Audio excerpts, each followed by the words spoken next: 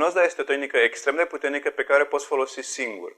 Aș putea spune că aceasta este una dintre cele mai dorite modalități de lucru de către oameni la modul general, pentru că foarte mulți oameni au nevoie să-și obțină anumite rezultate, să descopere anumite lucruri despre ei înșiși sau să rezolve anumite probleme și n-au timp, n-au bani, n-au interes, nu-și doresc să-și împărtășească aceste nevoi proprii, intime, personale cu altcineva.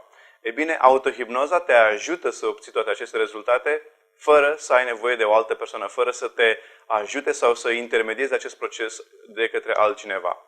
Așadar, autohipnoza este o modalitate simplă, rapidă, eficientă, puternică, prin care tu singur poți lucra cu subconștientul tău pentru a obține ceea ce îți propui. Și ce anume își doresc oamenii în general când vorbim despre autohipnoză? E bine, autohipnoza, gândește-te la autohipnoză ca la o tehnică, ca la o modalitate, ca la o cheie care îți permite să pătrunzi în acest univers interior al minții tale și să operezi acolo, să transformi acolo, să schimbi, să adaugi, să modifici tot ceea ce vrei să obții. Cu alte cuvinte, dacă vrei să rezolvi o anumită problemă, poți folosi autohipnoza.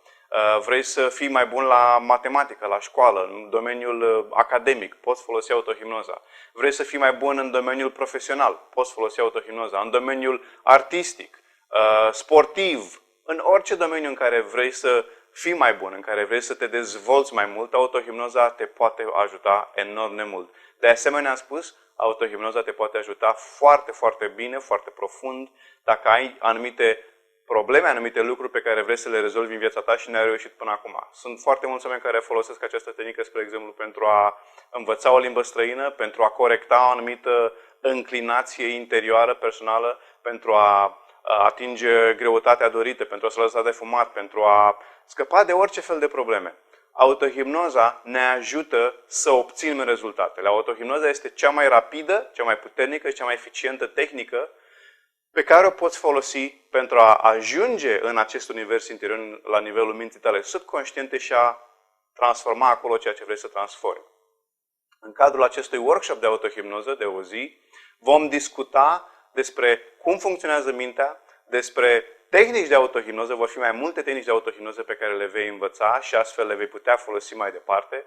De asemenea, vei primi scenarii de hipnoză pe care le poți folosi tu cu tine și, desigur, foarte, foarte important, vei învăța cum să creezi tu la rândul tău scenari, pentru că o să primești informații despre cum să creezi texte potrivite pentru tine, cum să creezi sugestii care cu adevărat să dea rezultate, nu doar să fie un vis, o idee, mi-ar plăcea să, nu, ci în acest curs înveți efectiv cheile mai bine spus, care te ajută să creezi scenarii hipnotice, scenarii de autohipnoză, de autosugestie perfecte, excelente, care cu adevărat să genereze rezultatele pe care le dorești.